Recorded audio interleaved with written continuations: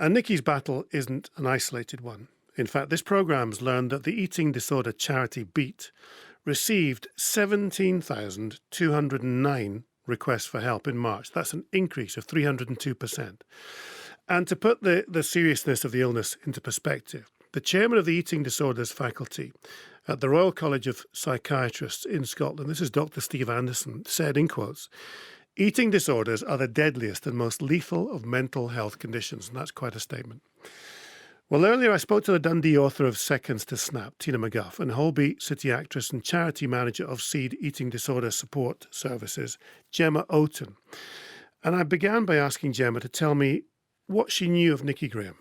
I often bumped into her and she was so warm and loving and caring, and we had this immediate connection because we both knew. You know, I'd spoken out publicly about my battles with an eating disorder, and obviously it was well documented about hers. And it was that moment when we met where I'll never forget the first time I met her, and we just hugged. And 2 years ago, you know, that was the last time I saw her, and I remember those wonderful embraces that we had, but this time it just felt different, and she was so frail. And I remember asking her to speak to me about it, to reach out to SEED, which is my parents' eating disorder charity that I'm now manager and patron of, but she just seemed so lost. And I think seeing her, knowing how similar our journeys were, and seeing her not be here anymore is totally devastating. And I think for me personally, I know I've done a lot of interviews today. Yeah. It's very, very draining because it hits home to me as well that I'm so lucky to be here. And we can't allow any more Nikki's. We can't allow her death to be in vain.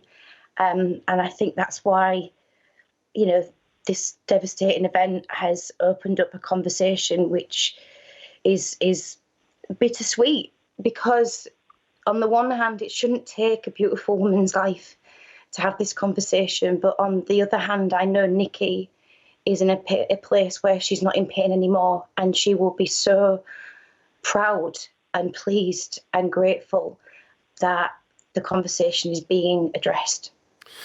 Gemma, thank you for being so open and frank. Tina, you know, in the office here, we all had a very quick discussion.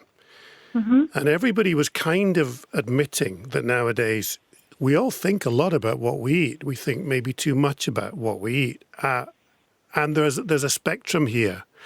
And, you know, you know all about this. So when people come to you, or when this story goes wrong for many people, what happens? What happens that, you know, this poor young, beautiful woman, as Gemma was saying, a beautiful young woman dies from an eating disorder?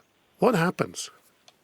Well, yeah, it's absolutely devastating. I can't believe it. It's just horrendous for her and her family. My heartfelt condolences to them. And it's not, you know what's so sad, John and Jem will advocate for this.